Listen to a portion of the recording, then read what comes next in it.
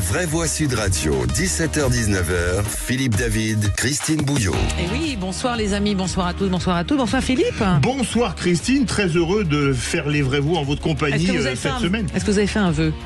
Oh bah je sais, un vœu, j'en fais première. rarement. Bah, c'est notre première ensemble, mais je sais que ça va bien se passer. Mais oui. J'avais fait une de mes premières radios avec vous comme intervieweuse, alors ça rappelle de vieux souvenirs. C'était hier. On n'a pas changé. Presque avant-hier. Au niveau des cheveux. En fait, Christine, il n'ose pas vous le dire, il a rêvé d'être brillant. Ah ben voilà. Non, excusez-moi.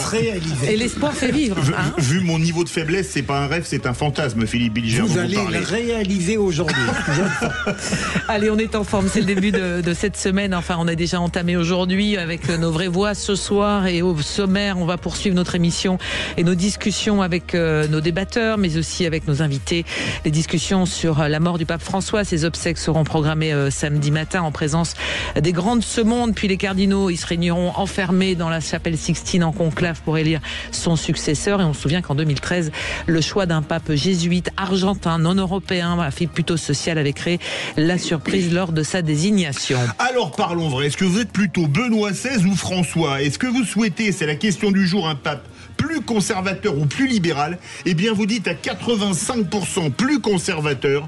Vous voulez réagir? Zach et les vraies voix attendent vos appels au 0826 300 300. Notre invité sur ce sujet, ce sera François Mabille, chercheur associé à l'IRIS et directeur de l'Observatoire géopolitique du religieux. Et puis le coup de projecteur de 18h40. Le gouvernement va-t-il remettre en cause l'abattement de 10% dont bénéficient aujourd'hui les retraités? C'est une idée qui a été soumise ce matin par Jean-Jacques Bourdin sur Sud Radio à la ministre du Travail. Elle n'a pas fermé la porte, Catherine Vautrin.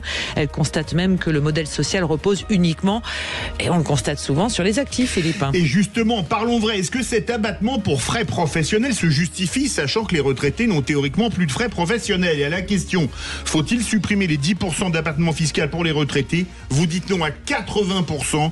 Vous voulez réagir encore et toujours, le 0826 300 300. Et on verra ce qu'on dira à notre invité tout à l'heure, Cathy Co, qui est secrétaire générale de l'Union confédérale des retraités, CGT. Et vous continuez de nous appeler également sur ce sujet au 0826 300 300 pour participer à nos débats, avec également la question sur le compte X de Sud Radio. Absolument. Nos éditorialistes du jour. Les vraies voix Sud Radio. Ça marche. Magnifique. Alors vous l'avez entendu tout à l'heure, Philippe Bilger. Bonsoir Philippe. Bonsoir. Moi je suis ravi aussi de vous voir ici, ma chère Christine. On s'est déjà rencontrés ici dans les vraies voix, mais ça faisait un certain temps que vous ne veniez plus à cause de Philippe. Ça y est, comme on a un débat sur le pape, mais à coup de pas, tout sera votre faute. Voilà. Tout sera de ma faute. Posez pas de questions, tout est de votre faute. Philippe Bilger, on vous présente encore, président de l'Institut de la Parole et auteur, on le redit, aussi de ce livre, Mise ou Much, aux éditions Héliopole. Bernard Cohen-Haddad, bonsoir. Bonsoir. Bernard, président du Cercle de réflexion Étienne Marcel. Bruno Pomar, bonsoir Bruno, président d'Initiative Sécurité Intérieure et maire de la plus belle ville, le plus beau village de l'Aude, Belleflot. Merci de cette attention, ma chère Christine. Philippe David ne l'a jamais dit, ça. J'ai déjà dit que j'avais jamais compris pourquoi Belleflot n'était pas capitale de la France à la place de Paris. Ça pourrait, mais je vais peut-être devenir précipoté. Le jour où je le fais, je viendrai vous le dire ici. Il y aurait sécession. Et Christine est adorable de parler de Belleflot parce que vous êtes beaucoup aux vraies voix, mais à Belleflot. Soyez pas moqueurs. Les municipales arrivent. C'est méchant. Ouais, c'est méchant. Ça c'est méchant. Je pensais que c'était un ami, mais en fait non. Et il est réélu. Mais c'est méchant, mais un peu vrai quand même. Oui, mais oui. Alors il faut savoir que quand on est maire de petites communes comme ça, on pourrait parler de la parité, de plein de choses. C'est pas très compliqué en ce qui me concerne parce que je n'ai aucun commerce, j'ai rien, absolument rien. Par contre, à partir du moment où on commence à avoir quelques commerces, des écoles, etc., là, c'est un véritable engagement et les maires ruraux sont en majorité en France. Il y a plus de 15 000 maires ruraux. Et eux ont vraiment une difficulté entre guillemets, à gouverner et à gérer leur petite ville. Et il y en a beaucoup qui nous écoutent dans les vraies voix et on les salue ce soir. Surtout quand il dit aucun commerce, quand on connaît sa vie. Alors, je vous en prie. On file du côté de la Gironde avec notre auditeur du jour, c'est Frédéric qui est à Bordeaux. Bonsoir Frédéric. Bonsoir Frédéric. Bonsoir Ronan Bouillot, messieurs David Bilger, Cohen-Haddad et Pomar. Merci de me recevoir. On sait recevoir à Bordeaux, comme d'habitude. C'est sûr. Alors, votre coup de gueule aujourd'hui, c'était quoi, Frédéric? Vous vouliez parler du personnel politique, notamment, avec ce qu'il propose. Alors, les coups de gueule, ça pourrait être une encyclopédie, tellement il y en a.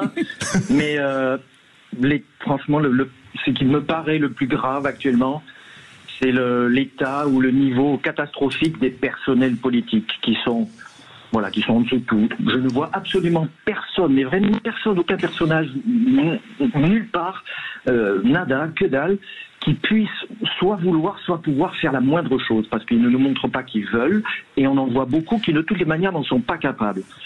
Soit ils ont un intellect défaillant, notre président par exemple, des gens comme on a vu passer comme Olivier Dussopt, Madame Ndiaye, Giscard en son temps, actuellement. Giscard n'était pas intellectuellement limité. Non, ne me coupez pas, s'il vous plaît. Quand je parle d'intelligence, c'est de vraie intelligence. Eux, ils ont une intelligence livresque. Ils n'ont absolument pas l'intelligence de la vie, comme pouvait l'avoir un monsieur Mounori, par exemple. Ensuite, il y en a d'autres qui ont simplement la volonté de nuire. Des gens comme Mélenchon, Delogu, Boyard, Panot, Bonneau, Pannier-Runacher, Castaner à une certaine époque, quand il était... Et vous avez un tableau avec des fléchettes à la maison Il est en colère, le monsieur. La fête je foraine. pourrais, mais le plus grave, c'est que vraiment, il n'y en a aucun qui... Rien. Aucun. Alors, question que je vous pose, Frédéric, et puis après, peut-être nos vrais voix vont vouloir réagir à ça. Est-ce que, du coup, vous allez voter ? Alors, pour la première fois de ma vie, je me pose vraiment des questions. Parce qu'en fait, tous ces gens-là ne veulent absolument pas enlever, mettre de côté, par exemple, le Conseil constitutionnel ou le Conseil d'État, qui outrepassent leurs fonctions. Ça a commencé sous Giscard. Et ils se servent de ces deux organismes uniquement pour verrouiller les lois, la loi les propositions de loi qu'ils n'ont pas envie de faire passer. Ils laissent les bandits, les roms, les racailles de banlieue. Alors ça, c'est votre point de vue. Sans aucun problème, sans jamais les prendre, les traiter parce qu'ils nous traitent. On nous tape dessus, et on leur tape dessus. Allez, alors Frédéric, vous restez avec nous parce que vous êtes notre auditeur du jour, bien remonté. Il est en colère. Peut-être un petit footing. Non, mais je pense qu'il a une grande partie raison. Quoi. Moi, je le vois dans mon village. Mais si, mon cher Philippe. Non. Moi, je peux te dire que les gens... Est-ce que foncièrement, vous pouvez dire que tous les politiques sont inefficaces? Il dit pas tout. Il a dit tout le monde. Mais non, mais quand tu vois le niveau de nos députés, une grande partie sur 597 députés... 577, pardon. Mais ne sommes-nous pas responsables du bulletin de vote que nous mettons dans une urne, mon cher Oui, c'est cher ami. Et puis surtout... alors rapidement, parce que là, il dit ce qu'il veut, mais j'ai toujours eu scrupule à considérer que le citoyen avait raison lorsqu'il dénigrait une classe politique, alors que profondément, il ne vaut pas beaucoup du personnel qui s'y trouve. Allez, on s'arrête un court instant dans les vraies voix ce soir, et juste après la pause, on va retrouver l'ami Félix Mathieu. Pour 3 mots dans l'actu et le réquisitoire du procureur. Et sur quoi allez-vous requérir, monsieur le procureur? Je vais me demander si le pape François est de gauche. Bonne question. À tout de suite sur Sud Radio. Sud Radio. Parlons vrai. Sud Radio. Parlons vrai. Sud Radio. Les vraies voix Sud Radio, 17h-19h, Philippe David, Christine Bouillot. Et on continue notre émission Les vraies voix. Je suis un peu perdu là dans le conducteur, mon cher Philippe. Dans quelques instants, les 3 mots dans l'actu de Félix Mathieu, avec un superbe pull vert aujourd'hui. Merci, c'est gentil. Ça porte bonheur. C'est la même couleur que la veste de Tondelier d'ailleurs. Non, il est très beau. Ce sera donc le sujet Allez principal. voir sur YouTube, bien sûr. C'est quoi vos 3 mots? Ça sera funérailles, prison et boulangerie. On va parler de ces funérailles du pape François samedi avec des chefs d'État et de gouvernement du monde entier. On va parler de ces prisons encore visées la nuit dernière et même un pavillon pris pour cible, un des individus arrêtés en Isère avec un jerrycan. Et puis de la ministre du Travail qui souhaiterait permettre aux boulangers de faire travailler leurs salariés le 1er mai, sauf que ça ne sera pas possible dès cette année. Donc en 3 mots, funérailles, prison et boulangerie. Allez, tout de suite Félix Mathieu, tout de suite c'est le réquisitoire du procureur. Les vraies voix Sud Radio, le réquisitoire du procureur. Philippe Bilger. Et le réquisitoire du procureur va concerner feu le pape François. Était-il de gauche? Alors, j'ai posé cette interrogation parce que longtemps, dans ce que je pouvais écrire, j'ai considéré que le pape François, en ayant toute une pente conservatrice qui me plaisait beaucoup, était par ailleurs, dans sa vision mondiale, un petit peu de gauche, notamment par sa défense systématique trafic des migrants, des vulnérables et des blessés, en même temps d'ailleurs qu'il ne soutenait pas forcément les chrétiens qui étaient persécutés dans le monde. Il était, comme beaucoup d'hommes de gauche, tout à fait soucieux de son lointain, mais moins de son prochain. Et puis en écoutant tout ce qui s'est dit depuis la mort de ce pape totalement atypique et qui suscite une émotion mondiale, je me suis demandé si je n'avais pas tort, si au fond il n'avait pas une certaine conception intégriste, extrémiste de l'évangile, et qu'au fond il ne voulait pas, de manière parfois très autoritaire, apposer sur la fureur du monde un voile de pure transcendance, n'apportant aucune complaisance et dénonçant non pas les chefs d'État, parce qu'il l'a jamais fait, mais les politiques qu'ils accomplissaient dès lors qu'elles étaient créatrices d'inhumanité en général. Et donc j'en conclurais que sa foi était extrême, mais peut-être qu'il n'est pas un homme de gauche, dans la mesure où les notions de gauche et de droite n'ont rien à voir, me semble-t-il, avec le catholicisme. Alors un pape de gauche ou de gauche et de droite? Un pape d'ouverture. On l'a vu avec des déclarations qu'il a fait sur le milieu homosexuel, sur les gays, par exemple. Il a été très... Il n'a pas bougé sur certaines lignes. Et sur certaines lignes, peut-être pas, mais moi je trouve qu'il était beaucoup plus ouvert que Ratzinger et que les papes précédents. Benoît XVI, oui. C'est le cardinal Ratzinger, voilà, Benoît XVI. Qui était quand même un radical pur, lui, en matière théologique. A fait très brillant, intelligent. Oui, sûrement. Mais moi je l'ai trouvé, très ouvert et effectivement, aller à l'encontre des migrants comme il a fait, des pauvres, etc. J'ai pas vu effectivement Ratzinger faire ça, Benoît XVI. Enfin, ou moins tout. Alors moi je vais rebondir sur les dernières paroles de Philippe, c'est que je ne crois pas qu'un pape doive être de droite ou de gauche. La chrétienté, le christianisme, c'est ni de droite ou de gauche. Mais par contre, ce qu'on attend d'un pape, c'est d'éviter le pire et d'éviter le moindre mal aussi. Vous savez, c'est la fameuse formule de Machiavel. Et ce que j'attends d'un pape, c'est qu'il soit généreux, bienveillant, attentif aux autres, qu'il ait la chrétienté, l'image de la chrétienté, le symbole de la chrétienté, du partage. C'est ça que j'attends avant tout d'un pape. Après, vous savez, toutes les églises, toutes les organisations dévient à un moment de leur mission principale. C'est ce qu'on n'attend surtout pas d'un pape. Je suis absolument d'accord. Une fois de plus, Bernard et l'équilibre dans cette émission, c'est très vrai. Mais on est tenté de qualifier de gauche un pape dès lors qu'on veut le faire rentrer dans nos catégories. Et ce serait un drame de le faire. Lorsque cet homme dit qu'il est pour la pauvreté, une église pauvre, tout ce qu'on doit exiger de lui, c'est qu'il le mette en application. Et il l'a fait. Alors le reste, qu'il soutienne les migrants, il n'est pas un homme politique. Voilà. Pourtant, il est chef d'État, excusez-moi. Oui, mais c'est pas un État séculier.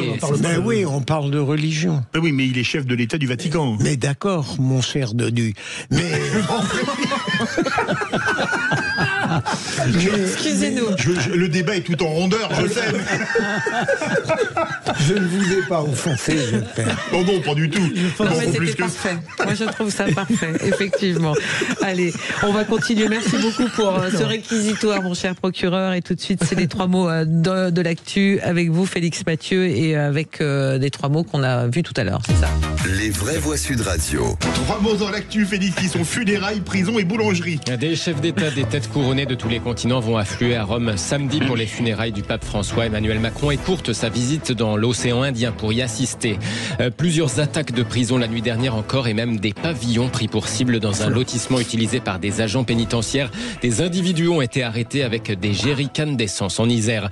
Et puis des boulangers verbalisés s'ils font travailler leurs salariés. Le 1er mai, la ministre du Travail se prononce pour un assouplissement de la loi sur la fête du travail. Mais ça ne sera pas pour cette année, précise Catherine Vautrin sur Sud Radio. Les vraies voix Sud Radio. Il avait modifié le protocole des obsèques papales afin d'être inhumé comme un pasteur, un disciple du Christ et non pas comme un puissant de ce monde. Pourtant, des rois, des reines, des présidents, des premiers ministres, il y en aura en veux-tu, en v'là, samedi, place Saint-Pierre. Donald Trump, Volodymyr Zelensky, Javier Milei, Emmanuel Macron qui va écourter sa visite dans l'océan Indien pour l'occasion. Après Mayotte, il était à la Réunion aujourd'hui. Vladimir Poutine, lui, ne sera pas au rendez-vous au Vatican pour cause de mandat d'arrêt de la Cour pénale internationale. Des grands de ce monde et des milliers de fidèles attendus pour l'adieu à un pape en attendant de connaître son successeur. Le conclave qui va s'ouvrir pourrait s'avérer historique, estime Frédéric Lemoyle, historien spécialiste du Vatican. Le conclave qui s'annonce, je pense, est vraiment un conclave très très important, à mon avis autant que celui de 1939 ou de 1978, celui qui a élu Jean-Paul II, dans le sens où après un pontificat aussi incroyable que celui du pape François, il va falloir effectivement trouver un pape qui peut-être rassemble davantage que ne l'a fait le pape François, parce que c'est vrai, c'était un pape qui était extrêmement aimé à l'extérieur de l'Église, ou ceux qui sont aux marges de l'Église, et c'est vrai qu'il s'adressait en priorité à eux, mais il ne faut pas oublier qu'à l'intérieur de l'Église, il a suscité des polémiques, des incompréhensions très très fortes. Frédéric Lemoyle, docteur en histoire, professeur au lycée militaire de Saint-Cyr, auteur de plusieurs livres sur la papauté. Il était ce matin avec une certaine Christine Bouillot dans La Vérité en face sur Sud Radio. Après la messe, en tout cas samedi matin, le cercueil de François va être transféré à la basilique Sainte-Marie-Majeure dans le centre de Rome, édifice dédié à la Vierge. C'est là que le pape sera enterré, il l'avait souhaité. Alors, de nouvelles attaques dans vos mots de l'actu ont été déjouées, c'est ce qu'annonce Gérald Darmanin. On parle des prisons, évidemment. Oui, le ministre de la Justice annonce l'arrestation d'individus près d'une prison avec des jerrycans d'essence en Isère. La nuit dernière a encore été très tendue autour de plusieurs centres pénitentiaires, notamment celui de Saint-Quentin-Falavier, toujours en Isère. D'ailleurs, le Premier ministre François Bayrou va s'y rendre demain en compagnie des ministres de l'Intérieur et de la Justice, Bruno Retailleau et Gérald Darmanin. Des dégradations, des incendies signalés aussi à proximité de plusieurs prisons dans le Calvados ou encore dans l'Oise ce week-end. En tout cas, des pavillons ont essuyé des jets de cocktails Molotov à Villefontaine, au sud de Lyon. Ça, c'est dans un lotissement connu pour abriter des personnels pénitentiaires. Ces pavillons pris pour cible la nuit dernière. Ouais, tout ça va mal finir, Bruno. Je regrette qu'on ne sache pas qui sont ces gens. Justement, qu'on ne nous dise pas qui ils sont. Tu sais quoi, c'est des petites mains du narcotrafic, c'est-à-dire des pieds déculés, comme a dit Bruno Retailleau. C'est des débiles profonds qu'on paye 150 € pour les faire ça, tout simplement. Et c'est pour ça que c'est encore plus dangereux que des équipes structurées, des vrais voyous comme on avait avant. Parce que maintenant, on a tout et n'importe quoi dans les voyous. Et il y a des gens en haut qui dirigent, qui sont à Dubaï ou ailleurs, et qui se permettent de faire ce qu'on voit là. Parce qu'arriver à... commanditaires. Mais oui, des commanditaires qui, quand on arrive sur, je sais pas combien de villes, il y a eu des incendies de voitures, des prisons attaquées, enfin, des voitures brûlées. C'est là où on voit qu'il y a une petite armée, une petite main sur le terrain. L'école des pénitentiaires à Agen.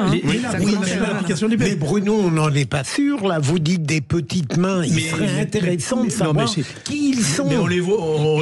Tu vois les gabarits, mon cher Philippe, etc. C'est pas des super gangsters. C'est ça le problème de la difficulté pour la police, c'est de pouvoir cerner ces individus. Mais ils les auront. Ils les auront. Et c'est peut-être aussi une technique de ne pas divulguer, de ne pas faire fuiter certaines informations aussi. Pour interpeller les autres. Voilà, exactement. Le troisième mot, mon cher Félix, c'est boulangerie, puisque la ministre du Travail l'a dit ce matin sur Sud Radio, elle souhaite les autoriser à faire travailler leurs salariés un 1er mai. Une descente de l'inspection du travail à la boulangerie en pleine fête du travail et résultat un croissant au goût d'amande de verbalisation. Très bon jeu. Un croissant au goût d'amande. C'est combien l'amande? Parce que je voudrais savoir combien ça coûte. 750 € par salarié qui travaille le 1er mai, 1500 si c'est un mineur. Des boulangers, pas tous au courant, ont eu la mauvaise surprise ces dernières années. Alors oui, Catherine Vautrin serait favorable à un assouplissement. Mais ce ne sera pas pour cette année, précise la ministre du Travail. L'indépendance de l'inspecteur du travail, c'est un sujet majeur. En revanche, il faut qu'on se rappelle le cadre. Le 1er mai, dans la loi, c'est le seul jour de l'année qui est chômé. C'est-à-dire que c'est un jour, on chôme et on est payé. Il y a des règles extrêmement précises dans le Code du travail pour qui peut travailler ou pas. Il y avait une tolérance depuis des années. Très longtemps. Donc, le sujet aujourd'hui, c'est de faire bouger la loi. Pour ce 1er mai-là, est-ce que vous demandez ce matin qu'il n'y ait pas de contrôle? Je ne peux pas demander qu'il n'y ait pas de contrôle. Je n'ai pas d'injonction à donner aux inspecteurs du travail. La ministre du Travail chez Jean-Jacques Bourdin dans le Grand Matin Sud Radio, elle renvoie une hypothétique proposition de loi d'origine parlementaire sur le sujet. Notez qu'à 18h15 dans l'info en plus sur Sud Radio, on sera avec un patron de boulangerie parisien qui vient d'être convoqué au commissariat à cause de l'ouverture d'une de ses boulangeries le 1er mai 2021. C'était il y a 4 ans. Il est un peu surpris, on va l'entendre tout à l'heure. Et il avait eu à l'époque visite de l'inspection du travail. Lui dit qu'il n'était pas au courant en tout cas de la fin de cette tolérance qui avait longtemps été de mise pour les boulangeries. C'était jusqu'à un revirement de la Cour de cassation en 2006. Depuis, cette tolérance officiellement n'est plus admise. Attention, il y a Bruno Pomar qui veut réagir. Franchement, c'est un scandale. Je veux dire, on crée le des 1er lois. mai, c'est un scandale. Mais oui, mais qu'on laisse travailler ces boulangers, ces gens qui ont besoin de. Mais on est un pays de dingue. Mais ils sont pas interdits de travailler. Oui, mais là, 750 €, c'est quoi ça? La loi dit le boulanger peut ouvrir et il faut qu'il demande l'accord à son salarié. Il y a des compensations qui sont prévues. C'est pas l'interdiction. Oui, mais n'empêche que là, il y a eu un contrôle. Le boulanger a pris 750. Non, mais le 1er mai, c'est le seul jour chômé de l'année. Ce n'est pas la même chose qu'un dimanche ou qu'un autre jour férié. Non, mais n'empêche, excusez-moi. C'est la fête du travail.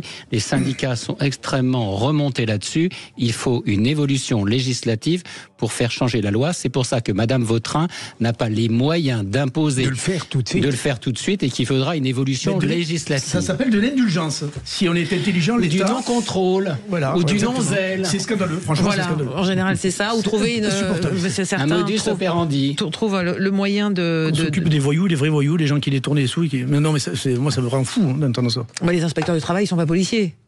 Mais je m'en fous. Comment on peut mettre à un boulanger 750 €? La loi, ok, lui permet, mais c'est du discernement. C'est comme le policier. Il faut faire évoluer cette loi. De toute façon, il faut aussi faire évoluer le travail le dimanche. Aujourd'hui, à travers l'Internet, on peut tout avoir à distance. Oui, mais t'entends la gauche, etc., qui te dit non, il faut surtout pas travailler. Comme ça, on fera travailler effectivement tout le monde le 1er mai, puisque même et sans obligation. Et sans obligation. Sans obligation non, mais donc vous enlevez les jours fériés, Bruno. Non, mais travaillent ceux qui ont envie de travailler. En quoi c'est interdit? Mais je sais que la gauche... ce n'est pas interdit de travailler le 1er mai. Attention, la loi on fera là le 1er mai. Très bien.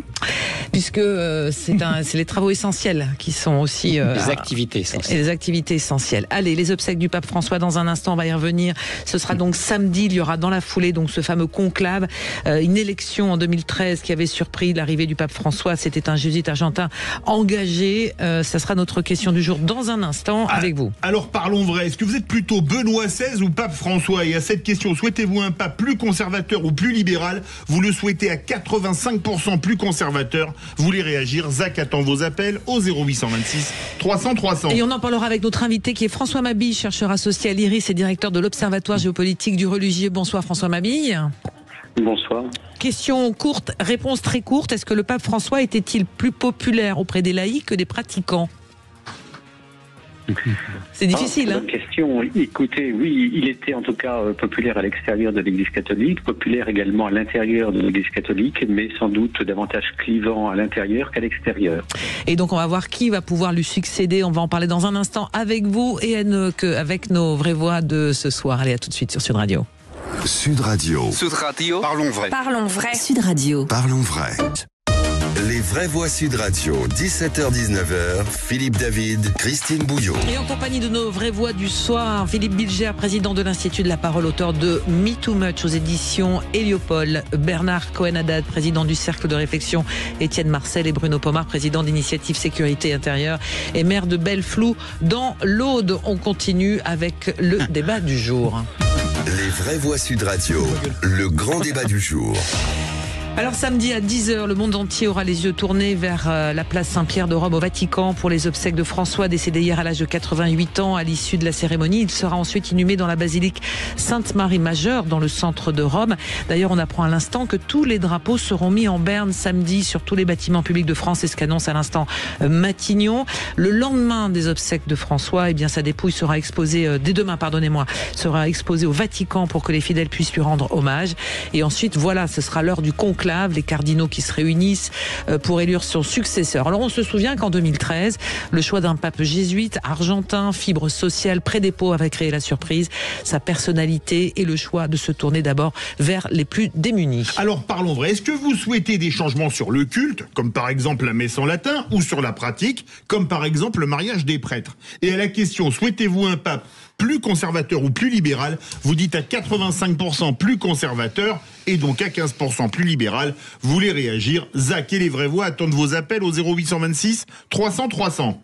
On est avec François Mabille, chercheur associé à l'IRIS et directeur de l'Observatoire géopolitique du religieux. Mais d'abord avec nos vraies voix de ce soir. Est-ce que, mon cher Philippe, il faut changer de cap parce qu'il faudrait une forme d'alternance quelque part? Moi, je ne crois pas. Enfin, d'abord, qui peut être aussi peu modeste pour donner des orientations sur le cours de l'Église à venir? Deuxième élément, je crois que la question de Sud Radio, et je ne suis pas un centriste frénétique, appelle une réponse. Ça vous avez pas échappé. Mais laissez-le finir. Qui dit à la fois que le prochain pape doit être libéral et conservateur. D'ailleurs, c'est ce qu'a été le pape François. Il faut bien voir qu'il a une pente conservatrice très très forte à laquelle j'adhérais et en même temps une pente libérale peut-être qu'il a exprimée sur un mode un peu trop partisan qui a clivé la communauté catholique. Donc il me semble que le prochain pape, quel qu'il soit, d'où qu'il vienne, ne pourra pas échapper au respect de ces deux branches conservatrices. Je ne l'imagine pas révolutionner l'Église dans ses fondements et ses tréfonds intérieurs, et je ne l'imagine pas non plus quitter radicalement le chemin diplomatique du pape François, mais peut-être changera-t-il les modalités de celui-ci pour que, en réalité, ce soutien des migrants et autres faibles de l'existence soit exprimé peut-être de manière un peu moins partisane, moins clivante. Bruno. Un pape très diplomate. Non, je trouve moi qu'il était d'abord très engagé.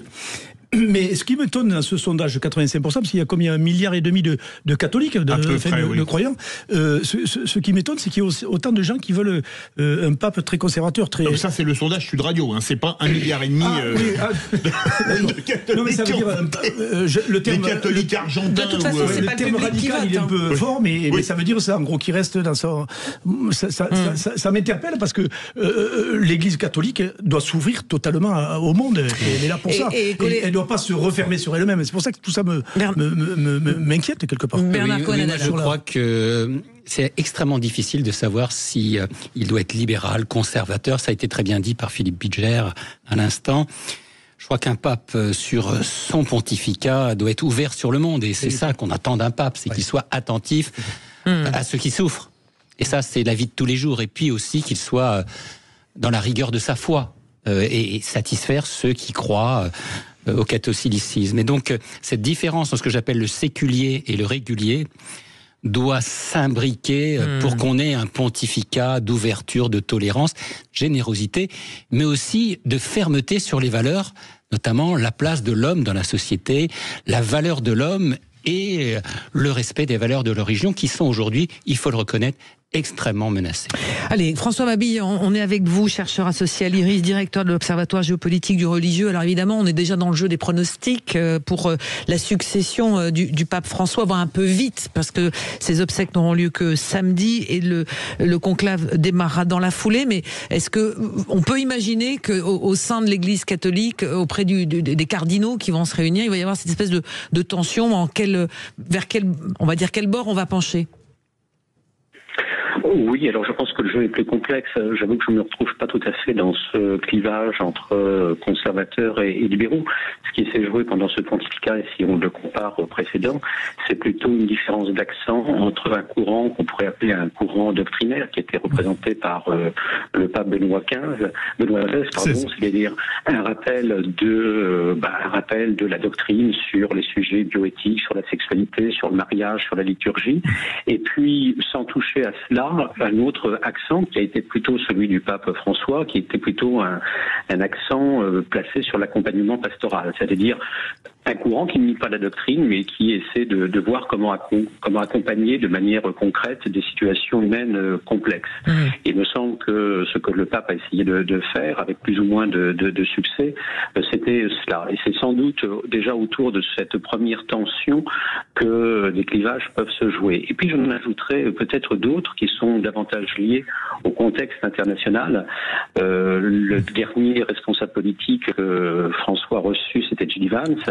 Et je pense que là, on peut avoir finalement trois blocs qui peuvent orienter les votes autour de questions effectivement géopolitiques, un axe euro-africain, je dirais plus institutionnel et hiérarchique, avec des pays africains et des pays des épiscopes, enfin des cardinaux venus d'Europe de l'Est, un bloc latino-américain, une vision post-coloniale, avec des cardinaux issus du courant du même continent que François, et qui mettrait en avant une église au service des pauvres, des peuples autochtones, des migrants, avec la critique systémique du capitalisme néolibéral. Et puis pourquoi pas un courant qui serait lié à l'église nord-américaine, qu'on a bien vu conservatrice, critique du pape François sur les questions migratoires, environnementales, et proche des droites dites populistes.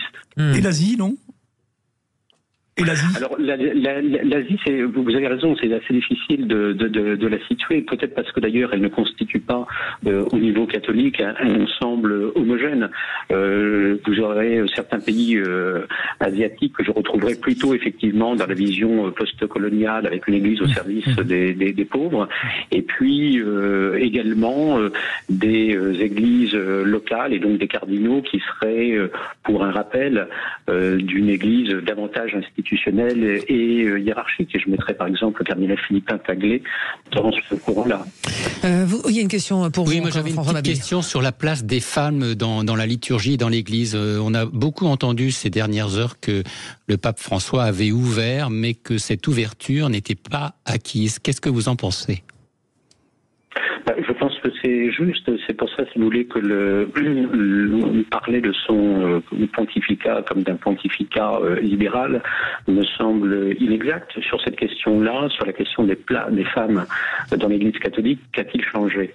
À vrai dire, pas grand-chose, pour ne pas dire rien. Il a fait des gestes, alors qu'ils pouvaient être d'ailleurs faits par ses prédécesseurs, des gestes qui ont consisté à nommer une vingtaine de femmes, toutes d'ailleurs, pratiquement toutes des religieuses, souvent des italiennes, à des postes de responsabilité. Bien, on va dire qu'il y a trois postes qui sont vraiment des postes de responsabilité. Bon, mais ensuite, sur l'insertion des femmes dans la vie liturgique, sur l'idée d'une ordination des femmes, par exemple, le pape s'y est toujours refusé. Donc c'est une politique de petits pas, je dirais, une ouverture à une sorte de collégialité, co-responsabilité. C'est son idée d'une église plus synodale, donc plus inclusive de l'ensemble des laïcs et des responsabilités possibles qu'il a essayé de mettre en place. Mais ça ne constitue en aucun cas, me semble-t-il, une réforme profonde. Et on pourrait prendre d'autres thématiques, comme la thématique de la famille ou celle de l'avortement, pour montrer que ce pape a été dans le droit fil des prédécesseurs, et même parfois peut-être critique. François Mabille, Bijard, une question pour vous. Avec le syndrome italien pour la prochaine élection, est-ce que vous pensez qu'il va continuer à peser autant que lors des précédentes élections? Je veux dire par là, est-ce que l'obligation pour le futur pape de connaître parfaitement la diplomatie mondiale et donc généralement de favoriser un pape italien va-t-il continuer à jouer, à votre avis? François Mabille. Alors, il a peu joué lors des 3 derniers pontificats, puisqu'on a eu successivement un pape polonais, allemand et argentin. Mais en revanche, vous avez raison. Je me demande si finalement il n'y aura pas une sorte de retour d'expérience, notamment sur le dernier pontificat, avec une réflexion sur les avantages d'avoir un pape venu du bout du monde, comme il aimait à le dire, donc qui propose une sorte de regard décentré sur les Européens, avec sans doute des avantages, mais également des limites. Et avec cette question qui est finalement une question pendante pour les 3 derniers pontificats, c'est-à-dire quelle connaissance réelle des rouages de la curie romaine et quelle capacité à gérer cette curie romaine. Et puisqu'on évoquait les courants, je pense que si le critère géopolitique compte, Et notamment d'ailleurs parce que le pape François a été très engagé dans les relations internationales. Si on estime qu'aujourd'hui cette question-là est importante, il ne serait pas complètement idiot de penser que le numéro 2 actuel de la secrétaire d'État, le cardinal Parolin, voilà, qui est italien, puisse être une figure potentiellement susceptible d'être pape. Auquel cas, on reviendrait effectivement à une situation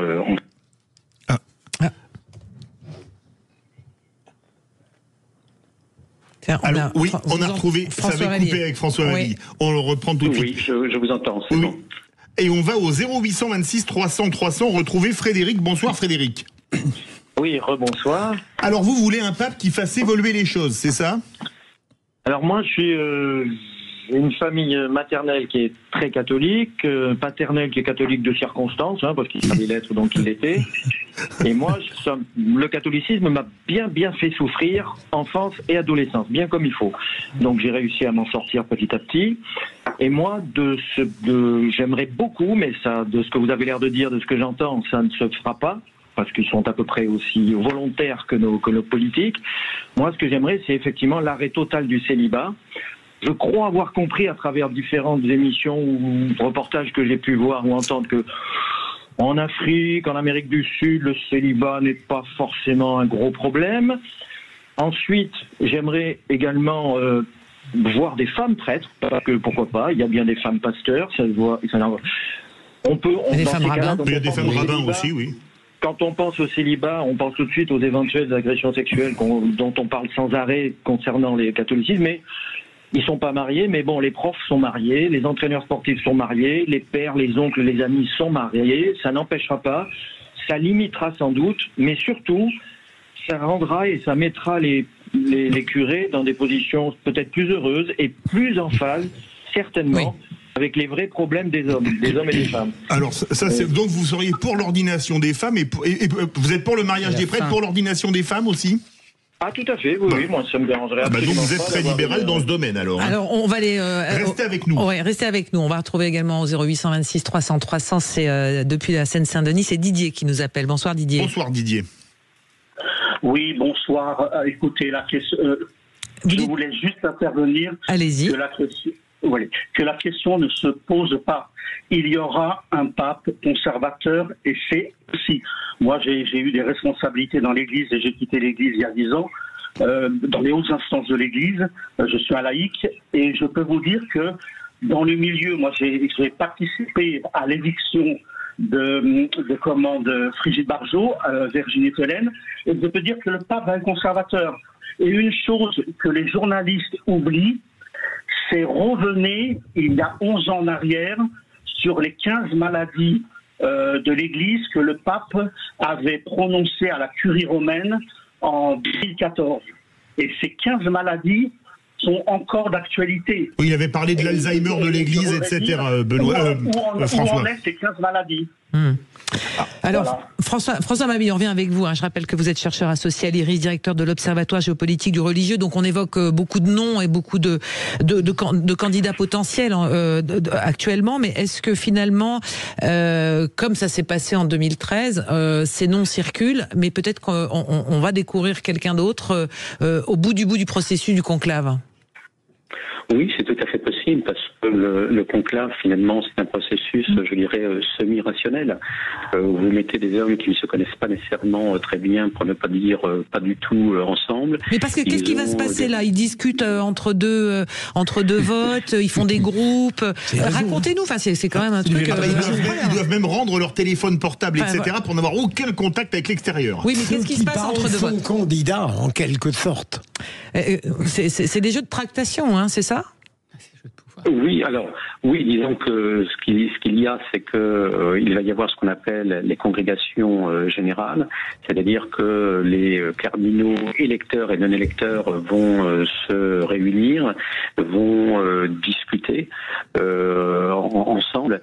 Et puis ensuite, vous avez, à proprement parler, le conclave, et donc qui constitue le processus d'élection du pape. Et donc le conclave, ce sont des votes à huis clos, et les cardinaux peuvent seulement circuler dans le Vatican pour rejoindre les appartements qui ont été aménagés dans les années 90 à la maison. C'est une sorte d'hôtel fonctionnel construit à l'intérieur de la cité du Vatican, et où du reste vivait le pape François. Et les cardinaux électeurs, comme vous l'avez dit, ont l'interdiction stricte d'avoir un quelconque contact avec le monde extérieur. Donc ils n'ont pas le droit d'écrire, ils n'ont pas le droit d'avoir des conversations téléphoniques, ou même par radio. Il leur a interdit de s'informer. Donc ça, pourquoi? Pour éviter toute forme d'ingérence extérieure ou d'influence extérieure. Voilà. Et durant les congrégations générales, eh bien, les papes finalement font une sorte d'évaluation du pontificat qui s'est passé, d'évaluation des succès, des échecs, de la personnalité du pape, essaient de faire un travail de prospective vers quoi l'Église doit aller aujourd'hui en termes de mission, d'évangélisation, quels sont les grands enjeux. Et c'est en fonction de ces critères-là, et également des prises de parole pendant les congrégations générales, que finalement des personnalités finissent par se détacher.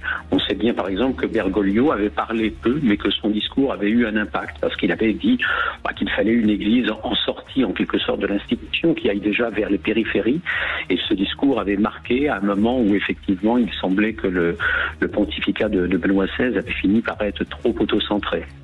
Merci beaucoup pour cet éclairage, François Mabille, chercheur associé à l'IRIS, directeur de l'Observatoire géopolitique du religieux, et donc ce conclave qui va démarrer au lendemain des obsèques du pape François, et on aura donc cette joie d'avoir sur les chaînes d'infos continue donc l'image en continu d'une cheminée où on attendra la couleur de la fumée, blanche ou noire, en fonction des votes et des résultats. Donc ça va être passionnant et palpitant pour l'image. En attendant, vous vous souvenez, en 2013, bien sûr, des heures et des heures avec la cheminée, on attendait. Et parce qu'ils brûlent en fait les bulletins de vote à chaque fois. Exactement. Allez, dans un instant, c'est le qui l'a dit. Qui l'a dit. Avec vous, Frédéric, qui êtes notre auditeur du jour, on va dire que c'est finalement la grand-messe des vraies voiles. Qui l'a dit. Allez, on se retrouve dans quelques instants. Sud Radio, c'est vous qui donnez le ton. C'est pratiquement, à mon avis, la seule radio où tout le monde peut s'exprimer. Merci. Et ça, c'est déjà quelque chose d'extraordinaire et de rare. Sud Radio, parlons vrai. Les vraies voix Sud Radio, 17h-19h, Philippe David, Christine Bouillot. Et avec Philippe Bilger, président de l'Institut de la Parole, auteur de Me Too Much aux éditions Héliopole, Bernard Cohen-Haddad, président du Cercle de Réflexion, Étienne Marcel, Bruno Pomar, président d'Initiative Sécurité Intérieure, et maire de Belleflou, dans l'Aude. Je signale dans l'Aude. Merci, voilà. Allez, c'est le qui l'a dit. Alors, Frédéric, c'est à vous, vous connaissez le principe, c'est à vous de lancer le jingle. On vous laisse lancer le jingle. Bon, alors moi je propose donc deux équipes, donc comme vous l'avez dit. Vous avez bien compris que je suis pas foncièrement attiré par la religion catholique et par les autres d'ailleurs. Donc j'ai bien prévenu mes beaux-parents lorsque ma femme et moi on s'est dit que je les ai bien avertis que j'étais un mécréant. Alors, donc si quelqu'un non mais là faut lancer qui l'a dit, là faut lancer le jingle. Voix Sud Radio, le quiz de l'actu. Si quelqu'un se trouve suffisamment mécréant pour se joindre à moi, on pourrait faire l'équipe des mécréants contre les... Qui veut jouer avec Frédéric? On pourrait faire l'équipe des mécréants contre les pieux. Frédéric, alors le jeu, le principe, on donne une citation d'une personnalité, politique ou pas, d'ailleurs il n'y a pas que du politique, du jour. Vous répondez en premier. Si vous n'avez pas la réponse, c'est l'angoucha, et là, c'est la foire d'empoigne. Il n'y a pas d'équipe. Il n'y a pas d'équipe. C'est chacun pour sa peau. Il a écouté hier, probablement. Un pour tous. Ah oui, parce que hier, c'était en équipe, oui, c'est vrai. Ah, mais oui. Donc vous changez les règles sans arrêt, c'est supportable. C'est pas moi, j'étais pas là hier. Vous n'êtes responsable. C'est très français, on va dénoncer les dénoncer. Allez, première question, c'est moi. Allez, j'y vais, je pose la question. Alors, qui a dit « Je ne peux pas demander qu'il n'y ait pas de contrôle le 1er mai », je dis au boulanger, attention, il y aura potentiellement des contrôles. À titre personnel, je suis prête à aider un boulanger bénévolement s'il y en a besoin. Et d'ailleurs, on vient voir. Frédéric. Madame Vautrin. Bravo. Bonne réponse de Frédéric qui engrange 3 points. Vous notez les points, mon cher je note les points, moi j'ai le tableau d'affichage. Ce matin du pétrin. C'était le sort du pétrin. C'était ce matin sur Sud Radio. Qui c'est qui l'a dit? Attention. Attendez, je vais sortir la baguette là. Mais franchement. Qui c'est qui l'a dit? L'Église doit aller plus loin sur des sujets comme l'homosexualité, les violences sexistes et sexuelles. Frédéric. Un archevêque, un cardinal. Non, c'est une femme politique. C'est une femme politique. Bruno. Ségolène Royal. Non, faux. Non. Philippe. Elle est catholique pratiquante. La mère, comment elle s'appelle? Oui. Celle qui se faisait tout le temps flinguer à l'Assemblée nationale. Non, pas Christine Boutin. Non. Elle n'est pas députée. Elle a été fraîchement réélue ce week-end. Elle a été réélue. Elle a une petite veste verte. Bah oui, mais c'est trop facile. Il avait un quart de seconde. Non, c'était après le buzzer. Regardez-le, c'est incroyable. Après le buzzer, vous êtes des mauvais joueurs, je le dis. Philippe, franchement, non. Vous étiez après le buzzer de toute façon. Qui c'est qui l'a dit? Mais alors c'est pour moi. Vous écoutez après le buzzer. C'est le mauvais joueur.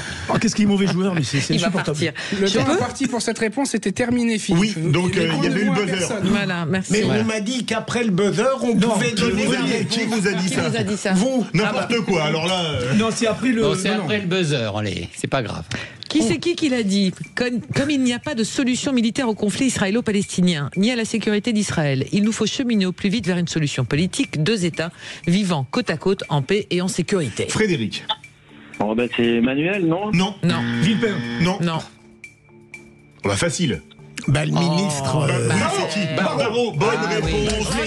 Il a dit le ministre. Il a dit le ministre. Ministre de quoi? Non, Bruno, c'est pas honnête là. Bruno, il a dit le ministre, t'as mis sur la voie. Mais non, Philippe, non. On la donne à Philippe parce qu'il a donné la gueule. Il a dit le ministre, c'est le ministre là. C'est un scandale. Vous cherchez à tricher plus Philippe David. J'ai l'impression de revoir la VAR lors de Saint-Étienne-Lyon. Je dis ça. Je comprends pourquoi il y a des problèmes dans les tribunes de foot. Qui c'est qui l'a dit? Tiens. Monsieur Trump est peut-être le début d'une révolution sociale aux États-Unis d'Amérique. Frédéric. Frédéric Régnier. Dominique Régnier. Non. Ah bah un homme politique très célèbre. Hein. Villepin. Non. Obama. Non, plus simple. Bon, bah, très facile. Mais français. Oui. Hollande. Non. Sarkozy. Mélenchon. Oh là là. Merci Christine. Ah bah elle vous l'a soufflé.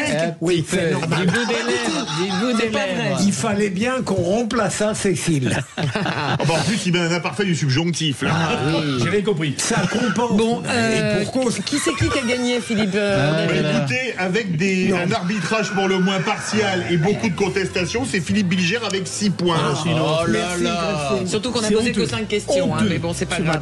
Si quelqu'un veut porter plainte, la police est ici. Allez, dans un instant. Merci beaucoup à vous, Frédéric de Bordeaux. Ouais, on vous embrasse du côté de Bordeaux. Vous n'avez pas trop de pluie à Bordeaux, là?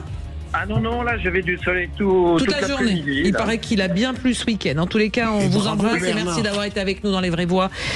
Dans un instant, après les infos, la météo de 18h, on va se retrouver avec nos vraies voix du soir. Philippe Bilger, Bernard Cohen-Haddad, Bruno Pomar et Philippe David. Ce sera mon coup de gueule. Et mon coup de gueule, je constate une chose. Il y a eu une conversion lors du week-end de Pâques en politique. Je m'y attendais pas, mais il y a eu une conversion. Ça doit être le miracle de Pâques. Allez, à tout de suite sur Sud Radio. Sud Radio. Sud Radio. Parlons vrai. Parlons vrai. Sud Radio. Les vraies voix Sud Radio. 17h-19h. Philippe David, Christine Bouillot. Et en compagnie de nos vraies voix du soir que l'on salue, Philippe Bilger, président de l'Institut de la Parole, auteur de Me Too Much aux éditions Héliopold, Bernard Cohen-Haddad, président du Cercle de réflexion Étienne Marcel et Bruno Pomar, président d'Initiative Sécurité Intérieure, maire de Belleflou. Ce sont nos vraies voix du soir. On peut saluer également notre auditeur du jour. Notre auditeur du jour, c'est notre auditeur du coup de gueule. Bonsoir Benoît de Limoges. Bonsoir. Ça va bien ? Ah, ça va très bien, ravi d'être avec vous. Bah nous aussi, on est content de vous accueillir, Limoges. Benoît. Et vous voulez pousser un coup de gueule sur les propos de François Bayrou, Benoît. Oui, monsieur Bayrou qui trouve lui aussi que les Français ne travaillent pas assez. Il a raison. Et il a raison, peut-être. Alors, je sais pas qui a dit ça, mais moi, je suis pas tout à fait d'accord avec lui. Et il y en a un petit peu marre de ces politiques qui nous mènent droit dans le mur depuis des décennies, et qui sont pas capables de se remettre en question et qui remettent toujours et encore et toujours la faute sur les Français qui sont finalement des feignants. Et je trouve ça relativement agaçant, en fait, surtout venant d'un monsieur qui je dirais pas qu'il a jamais travaillé de sa vie, mais qui a quand même été largement financé par le denier public. Ouais, c'est une réflexion qu'on entend souvent, très souvent, ce genre de réflexion, c'est-à-dire après les propos du Premier ministre, de dire attention, venez dans la vraie vie et venez nous dire après si on travaille pas assez. Bruno mais il y a une vraie forme de résilience chez les Français, parce qu'en fait de compte on gueule sans arrêt, on est les Gaulois réfractaires comme disait Macron une fois. Il s'est fait tomber dessus. On gueule, mais on gueule toujours et puis ça continue de plus belle. Mais c'est vrai, venant de la bouche d'un Premier ministre qui n'est pas quand même, en termes d'exemple, de travail, c'est pas le mieux placé. Je trouve que c'est un peu gonflé. Mais bien sûr, il faut rappeler comment il l'a dit. Mais travailler, quand le Premier ministre, je ne voudrais pas défendre le Premier ministre, parce que je ne le connais pas, mais quand on dit travailler assez, ça ne veut pas dire travailler mal. Déjà, il faut faire attention à l'interprétation des choses. On a un problème de productivité, c'est-à-dire qu'on manque de productivité dans nos entreprises. C'est une réalité des chiffres, c'est pas simplement parce qu'on est de droite, de gauche, du centre, du haut, du bas. C'est une réalité. On travaille moins bien en matière de temps dans nos entreprises que ailleurs en Europe et ailleurs dans le monde. Mais de tout le monde. De tout le monde. Mais quand il dit ça, c'est des ouvriers qui sont Est-ce que la question qui se pose, est-ce que le fait de travailler mieux, on parle en ce moment de pénibilité, il y a plein de domaines. Attention, le monde du travail, et surtout depuis la Covid-19 avec le télétravail, a bousculé la façon de travailler dans l'entreprise. Attention, je comprends qu'on veuille travailler moins, ça fait partie d'une qualité de la vie, mais on a besoin aujourd'hui de travailler plus pour être plus rentable dans les entreprises. Et mieux payé. Tu peux rajouter. Bien entendu.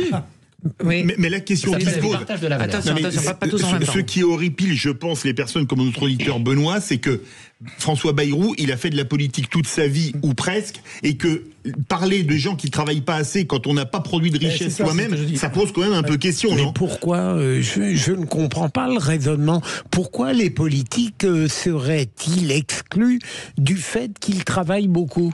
Les politiques, ils travaillent énormément aussi. Oui. La vie d'un président de la République, c'est hallucinant ce qu'il... Donc il faut... C'est un choix, il peut faire autre chose. Bien sûr, mais... il faut être banquier, comme il était. Non, mais vous êtes typiquement, mon cher Bruno, populiste, je sais ce qu'il va vous dire. Vous ne loupez jamais une phrase du genre « les politiques ». Vous êtes en permanence dans la démagogie, c'est attristant. Mais non, comme dirait Yves. Mais c'est un élu local, c'est pour ça. Allez, c'est signé donc de nos vraies voix ce soir. Vous ne bougez pas, Benoît. On vous retrouve dans un instant. On va retrouver aussi le coup de gueule de Philippe David. Ah, il y a une découverte à Pâques, ça doit être un miracle. Allez, on va voir ça dans un instant. Allez, on s'arrête. Sud Radio.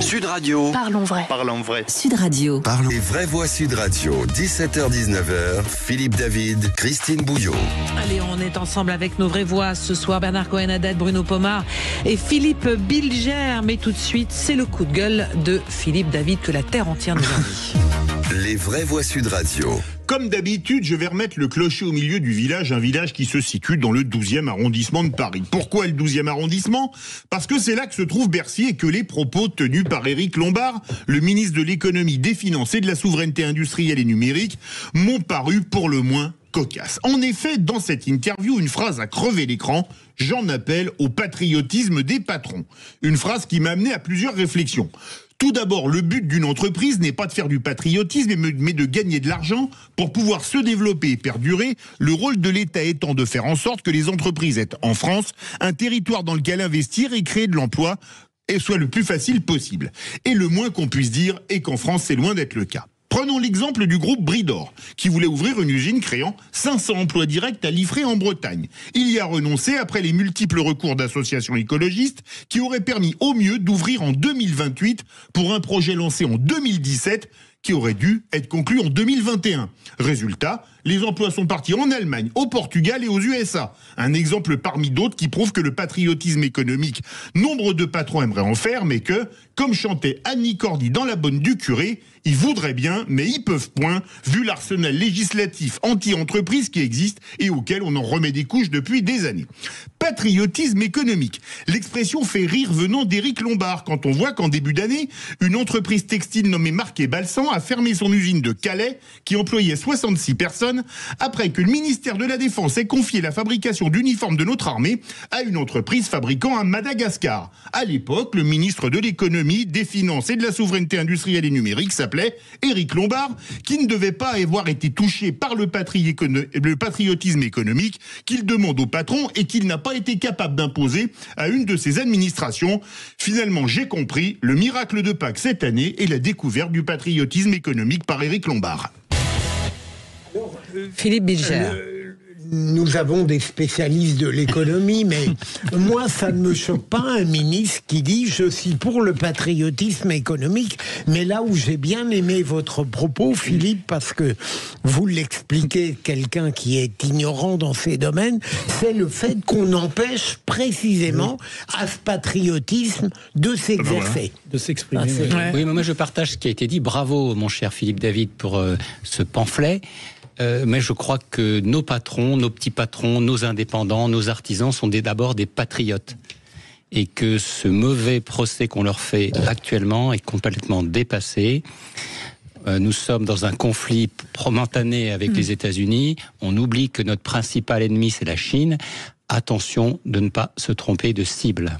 Oui, mais je partage un peu ce que tu viens de dire, mon cher Philippe. D'autant que les PME, PMI, c'est ceux qui, c'est le tissu économique qui crée le plus d'emplois. Bien sûr. Sauf erreur de ma part, mais voilà, donc il faut laisser les gens encore une fois travailler, mais arrêtons de.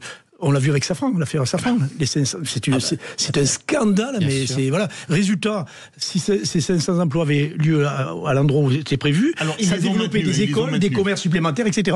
Non, mais là ils sont pas partis, Safran. Ils sont pas partis. Ils restent à Rennes. Oui, mais enfin, à l'intérieur, il n'y aura pas les 500 emplois. Ils les maintiennent, mais ils ont dit on n'ira plus dans les villes dirigées par les écologistes. C'est terrible pour l'économie de ces villes-là. Ça veut dire Bordeaux, ça veut dire Grenoble, Lyon, Nantes.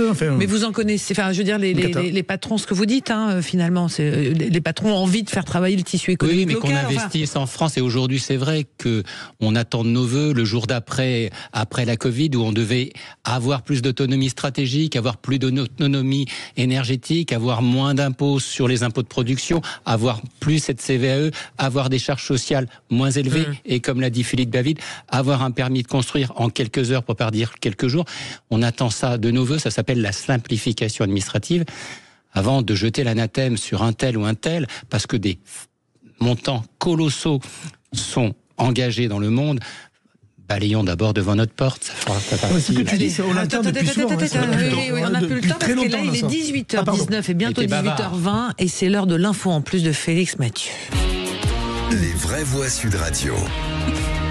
Et cette info en plus, mon cher Félix, c'est ce boulanger qui vient d'être convoqué au commissariat à Paris pour avoir donc fait travailler ses salariés le 1er mai, mais on parle du 1er mai 2021. Et oui, tout a commencé par une descente de l'inspection du travail dans une boulangerie du 2e arrondissement de la capitale le 1er mai 2021. Et 4 ans plus tard, oui, la surprise pour ce patron, une convocation au commissariat. Alors cette anecdote en plus résonne un peu avec l'actu, puisque les boulangers réclament en ce moment justement une exception pour avoir le droit d'ouvrir le 1er mai avec leurs salariés. Il y avait une sorte de tolérance jusqu'à un revirement de jurisprudence de la Cour de cassation en 2006. Et donc ce matin sur Sud Radio, on l'entendait tout à l'heure, la ministre du Travail a dit soutenir l'idée d'assouplir la loi, mais en attendant, Catherine Vautrin nous explique aussi qu'elle ne peut pas donner consigne d'indulgence aux inspecteurs du travail, vu que ceux-ci sont indépendants. Pour en parler donc, nous sommes avec ce patron de boulangerie parisien qui a bien voulu nous raconter sa mésaventure. Bonsoir Jean-François Bandet. Bonsoir. Merci d'être avec nous dans Les Vraies Voix sur Sud Radio. Avant d'en venir à cette convocation que vous avez reçue au commissariat, comment ça s'est passé déjà cette visite de l'inspection du travail le 1er mai 2021 ? Ça a été une vraie surprise, j'imagine, et pas une bonne. Alors une surprise, pas forcément, parce que des visites on peut en avoir régulièrement. Donc nous on était assez sereins, on n'a pas de soucis particuliers. Tous nos employés sont déclarés, ont des contrats, etc. Donc on était plutôt sereins. Et on a été surpris par le fait qu'ils nous reprochent d'être ouverts, puisque nous à l'époque on n'était tout simplement pas au courant. Puis en fait 90% des boulangeries et des fleuristes sur Paris sont généralement ouverts le 1er mai. Nous on a démarré en 2018, donc c'était notre 3e 1er mai, et le précédent c'était le Covid, donc on n'avait pas une grande expérience. Donc on est un peu tombé de l'arbre quand on a été attrapé sur ce sujet-là. Et alors, vous êtes surpris 4 ans plus tard d'être convoqué, mais après, ils viennent et après vous êtes convoqués.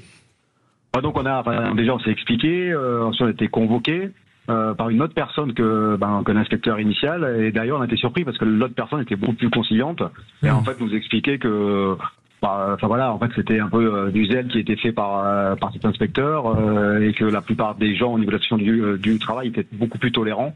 Et la preuve, c'est qu'en fait, il y a peut-être 10 000 ou 20 000 artisans qui travaillent le premier, et il y a chaque année 1, 2, 3 procès-verbal, ça y en a très peu. Alors, c'est effectivement, pour vous, quand vous dites vous ne saviez pas, vous connaissiez pas le contour de la législation, parce que vous dites 90% des boulangeries, parce que c'est vrai, sont quasiment ouvertes le 1er mai, quoi. Nous, les boulangers, par nature, on travaille quand les gens ne travaillent pas souvent. Donc, on travaille le samedi, le dimanche, on travaille pour Noël, pour le jour de l'an, pour le 14 juillet. Très tôt le matin. Très tôt le matin, on travaille 24/24 quasiment maintenant chez nous. Donc c'est vrai que c'est pas des choses auxquelles on avait pensé initialement. Donc voilà. Enfin, et après c'est vrai que quand on s'est penché sur la loi elle-même, la loi elle-même est pas claire. Hein. Quand vous posez la question à 4 personnes qui sont des spécialistes, vous avez 4 réponses différentes. Donc c'est pas évident pour un boulanger de se positionner. Parce que là vous risquez 750 € d'amende par salarié, 1 500 € pour si c'est un mineur, hein, c'est ça? Alors c'est plus que ça, parce que moi ma société, j'ai une holding personnelle qui possède mes parts, donc bon c'est juste un outil juridique, mais quand c'est ça, c'est x5. Donc en fait nous l'amende qu'on a reçue, on nous a dit qu'on était éligible à une amende de 78 000 € pour ça, et par contre si on payait tout de suite, c'était que 10 000. Donc c'est bien, c'est les soldes. Attendez, et du coup vous avez fait quoi? Du coup, on a pris un conseil et on a contesté. Il faut faire un recours. Quel scandale. Il faut faire un recours. C'est un scandale parce que quand on voit ce boulanger-là, qu'on harcèle quelque part, hein, que l'État harcèle quelque part, on ferait mieux de s'occuper, ils ont commencé d'ailleurs à le faire, mais de s'occuper des magasins qui blanchissent le pognon de la drogue et les fermer avec des employés qui sont au black, etc., plutôt que venir emmerder ce boulanger. Voilà. Bon, là, on a parlé de... Non, mais on a parlé, attendez. Et 4 ans plus tard. Non, mais c'est ça aussi. Je crois que... Enfin, je suis pas d'accord avec Bruno. Je comprends et je suis d'accord aussi avec notre ami boulanger, mais quand on a une loi, on peut pas se plaindre que certains l'appliquent, même si on n'est pas d'accord avec cette loi. Ce qu'il faut, c'est changer cette loi. On est bien d'accord. Et c'est pas normal que les boulangers, ça a été dit, les fleuristes, tous ceux qui nous servent quand nous, on est en congé ou en jour férié, ne puissent pas travailler. Cette tolérance qui était appliquée jusqu'à présent n'était pas légale, n'était au bon vouloir, le bon plaisir. Mais c'est pas... Il y a le procureur Bilger, il va vous dire que le bon plaisir, c'est à la tête du client. Et c'est souvent le fait aussi d'inégalité. Mais il fait de la pédagogie, à ce moment-là, tu fais de la pédagogie. Ça veut dire aussi que c'est pas forcément toujours très clair, c'est ce que nous dit ce boulanger Jean-François Bandet. Vous êtes où dans Paris? Tiens, on va faire de la pub. Nous, on est dans Paris Centre, on a 6 magasins, donc on est rue de Turbigo, rue Saint-Martin, rue de Rivoli, on en a 2, boulevard Montmartre, donc on est vraiment dans Paris Centre. Et ça s'appelle comment? Au cœur de Paris. Et ça s'appelle Bohémie. Ah oui, d'accord, oui. Oui, tout le monde dit oui. Et votre spécialité? Donnez-nous faim. Spécialité, viennoiserie, le New York Roll, le babka cannelle, le flan vanille, tout va bien. Des classiques revisités, mais 100% maison. On peut passer commande? Bien sûr. Mais pas le 1er mai. Hein. Vous êtes ouvert le 1er mai du coup, vous rééditez l'expérience? Non, malheureusement on est fermé depuis 4 ans, bien entendu. Ça vous a servi de leçon. Ah oui, bien sûr. En tous les cas, merci d'avoir témoigné, nous a raconté effectivement cette anomalie. Merci beaucoup Jean-François Bandet, boulanger à Paris, donc sanctionné en 2021 pour avoir ouvert un 1er mai. Ce sujet va pouvoir continuer d'alimenter les conversations. On parlait des fleuristes aussi. Oui. Là aussi, c'est un vrai sujet. Que se passe-t-il là maintenant? Dans quelques instants, le tour de table de l'actualité des vraies voix. Bien sûr, évidemment. On attend que ça. Sud Radio. Sud Radio. Parlons vrai. Parlons vrai. Sud Radio. Parlons. Les vraies voix Sud Radio. 17h-19h. Philippe David, Christine Bouillot. Et on est avec nos vraies voix, Philippe Bilger, Bernard Cohen-Haddad et Bruno Pomar sur Sud Radio. Et là, tout de suite, c'est le moment du tour de table de l'actualité. Buenas tardes, amigos. Une petite blagounette, tiens, qu'on m'a raconté ce week-end. Mais non. Qu'est-ce que c'est qu'une douche sans eau? Je sais même plus. Une douche. J'ai rien compris. Le tour de table de l'actualité. Wow. Et Philippe Bilger voulait parler de la fusillade de Rennes avec cette scène surréaliste qu'on a vue sur tous les réseaux sociaux. Absolument. Quand j'étais à la cour d'assises, une fois que j'avais parlé de la matérialité des crimes, j'étais surtout passionné par les mobiles et les ressorts.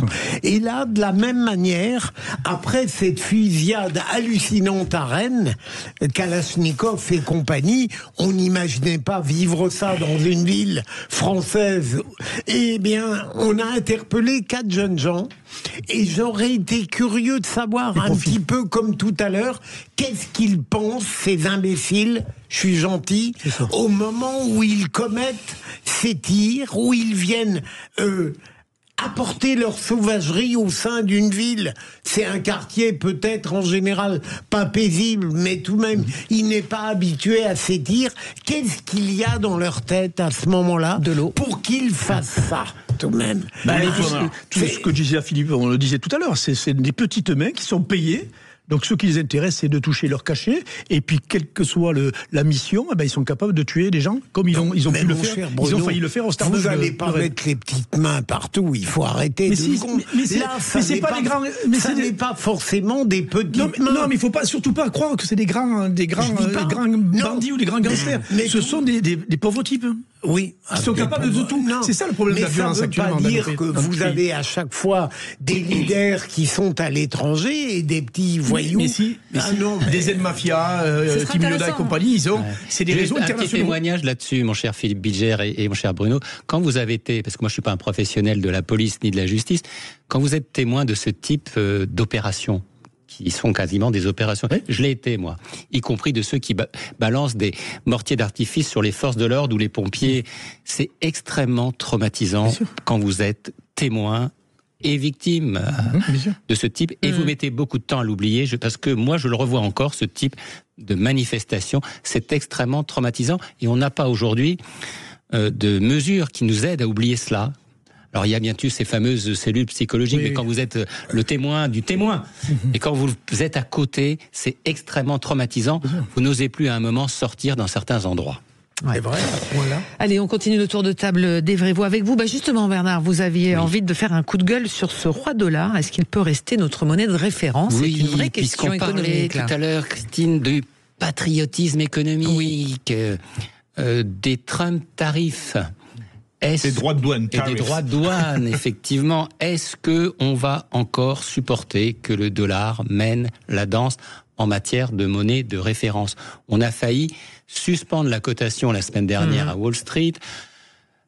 Un certain nombre d'États, de grandes entreprises, d'investisseurs internationaux ou nous-mêmes avons perdu momentanément de l'argent sur les valeurs mobilières. Est-ce qu'on peut aujourd'hui considérer que le dollar doit rester notre monnaie de référence, alors qu'il y a ce fameux euro qu'on appelle de nos voeux, l'euro numérique qui est en création par les banques centrales, que le yen a complètement disparu pour le yuan, la monnaie chinoise? C'est vraiment un coup de gueule. J'en ai marre d'avoir cette monnaie de référence qu'est le dollar aujourd'hui, alors qu'elle n'est plus une zone de stabilité, une monnaie de stabilité, mais bien plutôt une monnaie d'instabilité et de risque pour nous tous qui voulons mieux investir et protéger nos retraites quand on les a mises dans des fonds.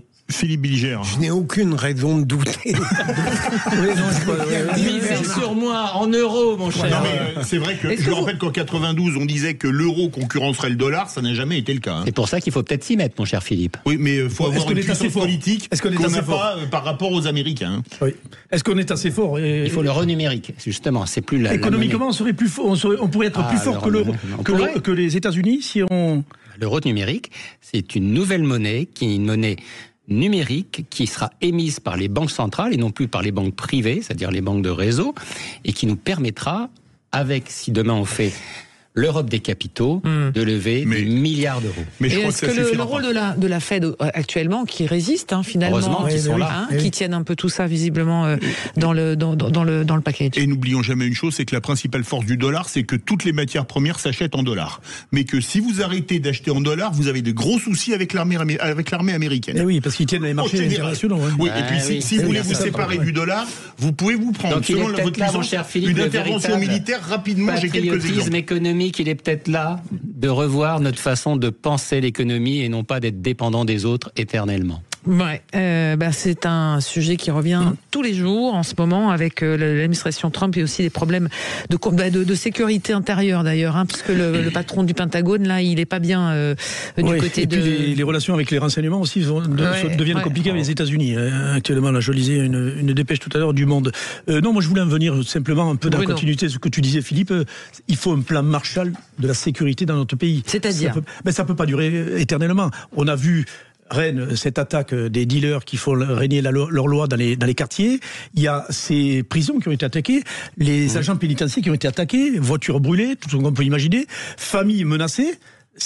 Mais ça veut dire quoi un plan Marshall? Un plan Marshall, c'est de mettre sur le terrain concrètement. Je pense qu'il y a une volonté de la part de Retailleau comme de Darmanin, un pour la sécurité, l'autre pour la justice, d'avancer. On l'a vu avec les parquets qui se sont montés, avec le renforcement de l'OFAST, avec le renforcement de la DGSI en termes d'effectifs. Il en faut encore. Je pense qu'on a besoin d'aller sur tous ces quartiers les plus dangereux. Il y en a une 60aine en France. On appelle ça des QRR, des quartiers de reconquête républicaine où il n'y a plus rien. Il n'y a plus d'État, il n'y a plus rien.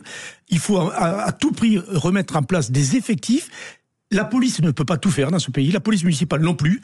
Je pense, moi très sincèrement, et je le défends depuis quelques temps, je fais des tribunes sur ce sujet-là, mais visiblement ça n'a pas l'air de plaire aux politiques, parce que ça fait un peu peur en termes d'image au niveau de l'international, c'est de mettre l'armée dans les quartiers. C'est du Ségolène Royal que vous nous faites là. Mais oui, mais elle avait raison. Samia Ghali avait dit, ça a été la première. C'est une idée de gauche. Elle avait raison, moi j'étais contre au début. Mais non, c'est pas une idée de gauche, c'est simplement qu'on a besoin d'aider nos forces de l'ordre qui ne s'en sortent plus. On a besoin d'avoir des effectifs sur le terrain pour mailler ces quartiers. Et quand on a vu ce qu'on a vu à Rennes, s'il y avait des effectifs de police conséquents, armés, tout ça n'arriverait pas. Si à Rennes, la police municipale qui n'est pas armée était au milieu de ce qui s'est passé, il y aurait eu peut-être des morts.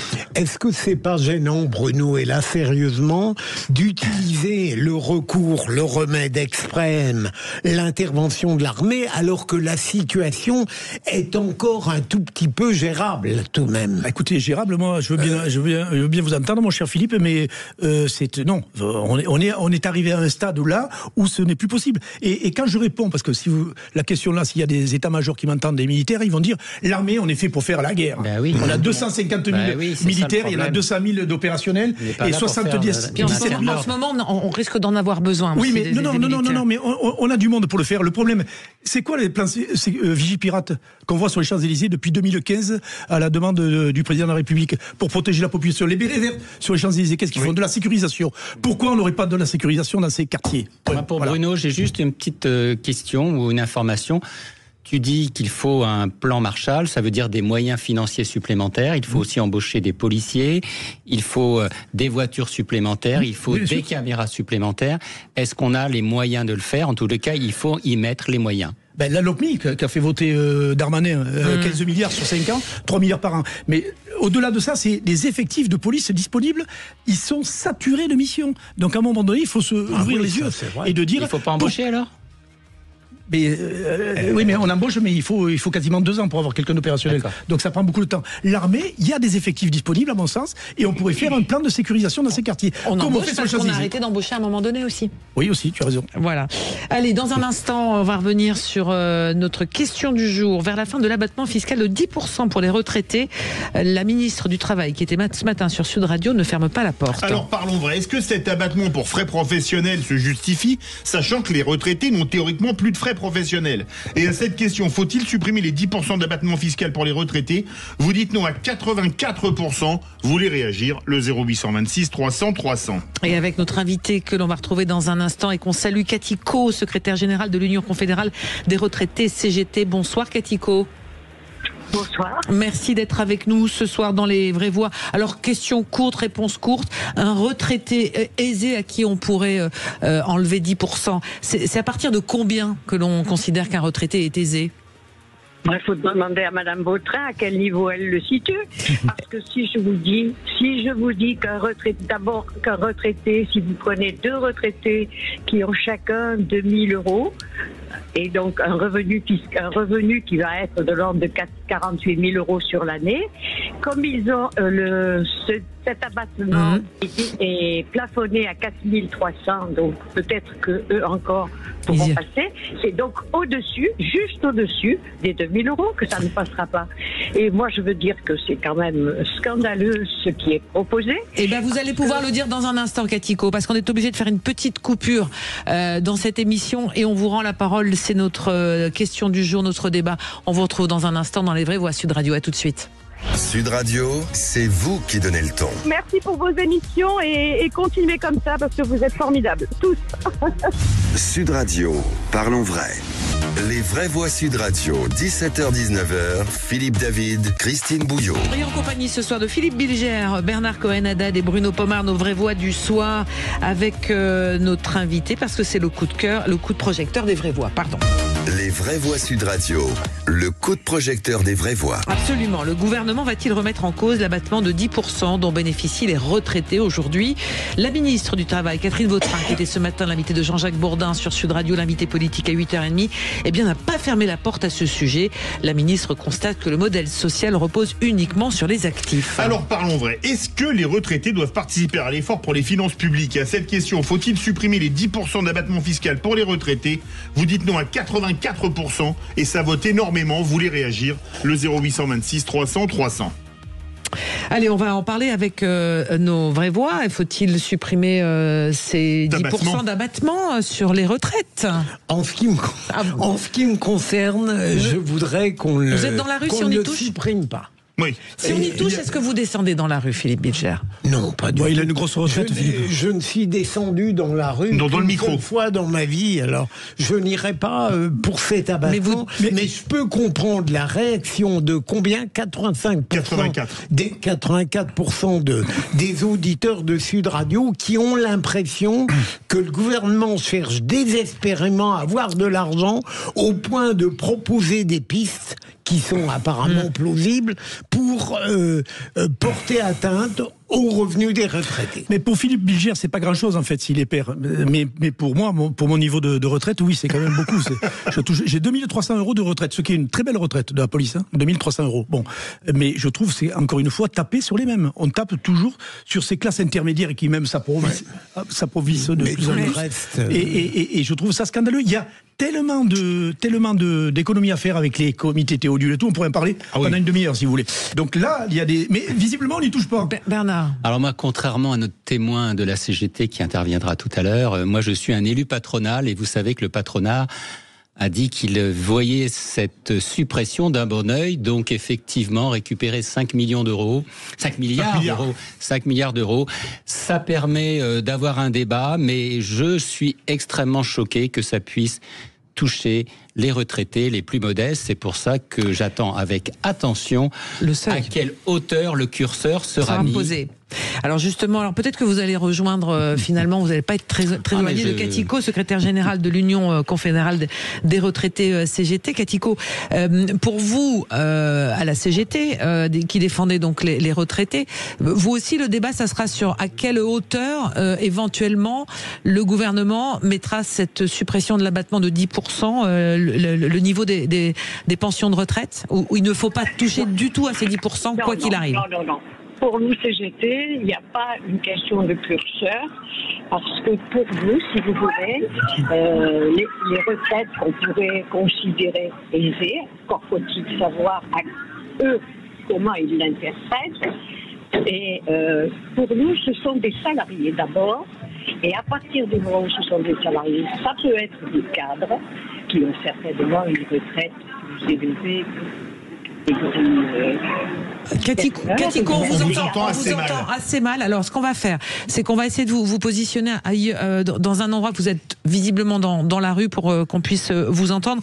Et depuis Limoges, on a retrouvé Benoît aussi, notre auditeur du jour. Et Benoît, vous parliez tout à l'heure dans votre coup de gueule, l'auditeur mécontent des petites phrases qui pouvaient être lancées comme ça par les personnalités politiques, notamment sur les Français qui travailleraient pas assez. Est-ce que vous pensez que cet abattement de 10% peut être supprimé pour les retraités ou certains retraités aisés, comme on les appelle? Écoutez, moi je pense, alors clairement, je pense pas qu'il le fasse, parce que les retraités sont quand même principalement des électeurs, hein, donc on va essayer je pense qu'ils vont essayer de les chouchouter. Ensuite, moi je suis plutôt contre cette suppression, parce que même si les retraités ne sont plus des salariés, ils l'ont été, et c'est quand même eux qui font vivre plus de 80% des tissus associatifs, des trucs sportifs. Donc voilà, ça c'est un premier point. Deuxième point, c'est aussi eux qui font quand même beaucoup tourner le commerce local, hein, les petites boulangeries, les petites boucheries. Vous y voyez quand même plus souvent des retraités que des jeunes actifs qui vont plus au supermarché. Après, peut-être que je me trompe, mais ça serait quand même ça. Et ensuite, ça va rejoindre un petit peu ce qu'on disait tout à l'heure sur le premier sujet. Hein, on cherche de l'argent, donc les Français travaillent pas assez, les retraités sont trop payés. Peut-être qu'il serait temps d'arrêter de dépenser à tort et à travers et de se poser des vraies questions. Et le monsieur parlait tout à l'heure de productivité. Alors effectivement, peut-être que, après les chiffres, on leur fait dire ce qu'on veut, hein. Mais en parlant de productivité, depuis la fin des années 90, on a perdu à peu près toute notre industrie. Donc il faut peut-être se positionner aussi, se poser les bonnes questions. Hein. On a voulu une France, un pays de service. On ne produit plus rien, on achète tout à l'étranger. Ça plaît bien quand même à des grands patrons qui s'en mettent au passage plein les fouilles. Et j'ai rien contre eux. Hein. J'ai rien c'est chacun à sa place dans une société. Mais peut-être que si on re-industrialisait le pays et qu'on faisait pas non plus le dos rond à l'Europe, on arriverait peut-être à rentrer plus d'argent qu'en tapant toujours sur les mêmes. Allez, c'est des solutions qui sont effectivement qui sont souvent sur la table. On a retrouvé, je crois, Katico, secrétaire général de l'Union confédérale des retraités CGT. Je crois qu'on vous entend mieux à présent, Katico. Donc pour vous, c'est pas question de toucher quoi qu'il advienne à ces 10% pour tous les retraités. Ça serait quoi? Ça serait un cas ça serait un précédent pour d'autres abattements fiscaux éventuellement? Oui, d'abord parce que c'est la porte ouverte à gérer les retraites par la fiscalité. Donc ça, ce n'est pas possible non plus. Les retraités, c'est 40 années de leur vie professionnelle. Et donc, si vous voulez, c'est un salaire, leur pension est un salaire socialisé qui repose sur notre système, sur un système de répartition, c'est-à-dire que les actifs paient les retraites des retraités actuels. Et c'est un système solidaire. Si on commence par introduire des phénomènes de fiscalité, ça ne devient plus le système de protection sociale de retraite que nous avons depuis 45. Ce n'est pas possible. Ensuite, lorsqu'ils veulent mettre le curseur sur les retraites aisées, encore faut-il qu'on sache ce que c'est. Ce qu'on entend par retraite aisée, oui. Aisée. Bon, parce que moi, je considère que des cadres ont certainement des retraites supérieures. Mais c'est normal, c'est lié à leur qualification, à leurs compétences dans l'entreprise.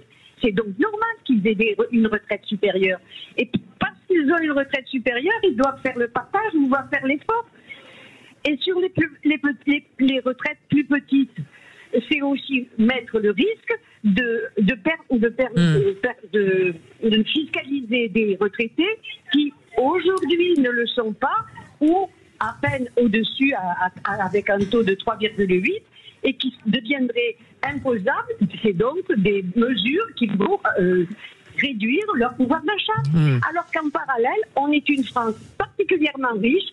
On peut trouver l'argent en faisant d'autres efforts. Il n'y a pas de raison. Il y a le CAC 40, c'est les milliards qui se sont partagés. Les actionnaires, c'est 100 milliards. Les exonérations de cotisations sociales, je suis désolée, mais c'est 80 milliards par an. Et sur une base de salaire avec à la base du SMIC, ce qui leur permet à une fois le SMIC, 1,6 le SMIC, de bénéficier d'exonération. Et comment voulez-vous que ça continue? C'est toujours sur les plus faibles qu'on va partager? Alors au nom de quel partage? Non. Non, vous êtes. Oui. On entend bien que c'est un sujet. Dites, madame, mais en même temps, on a de moins en moins d'actifs et de plus en plus de retraités, si je ne m'abuse. Comment on fait? Oui, d'accord. Comment on fait pour régler les questions? On n'a qu'à demander au patronat, c'est lui qui développe les emplois ou qui les supprime. Il y a combien de suppressions d'emplois en perspective?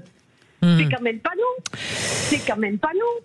C'est un vaste sujet, il faudrait tout remettre à plat, un vrai sujet global en tous les cas. Merci beaucoup Catiko d'avoir été avec nous pour cet éclairage et on a bien compris votre position. C'est une question qui est compliquée parce qu'il y a plusieurs équations, comme dirait Bruno, à mettre dans la balance. Dans la balance. Merci beaucoup. Catiko, secrétaire général de l'Union confédérale des retraités CGT. Voilà, c'est la fin de ces vraies voix ce soir. C'est la fin de ces vraies voix. Tout de suite, on va retrouver Thomas Binet pour les incontournables de l'argent. Vous restez avec Nicolas Leroy pour les vraies voix de l'emploi. Absolument. Et moi, je vais chauffer les protèges tibia et les crampons pour les vraies voix du foot de 20h à 21h. C'est ça, avec un petit échauffement. J'allais dire une marque avec le camphre, etc. Allez, mes chers vraies voix, je vous remercie. Et à demain. Demain. La même équipe. Oui, mais on change pas. Vous deux. Mais oui. Allez, on vous embrasse. Et tout de suite, c'est donc les incontournables de l'argent avec Thomas Binet sur Sud Radio.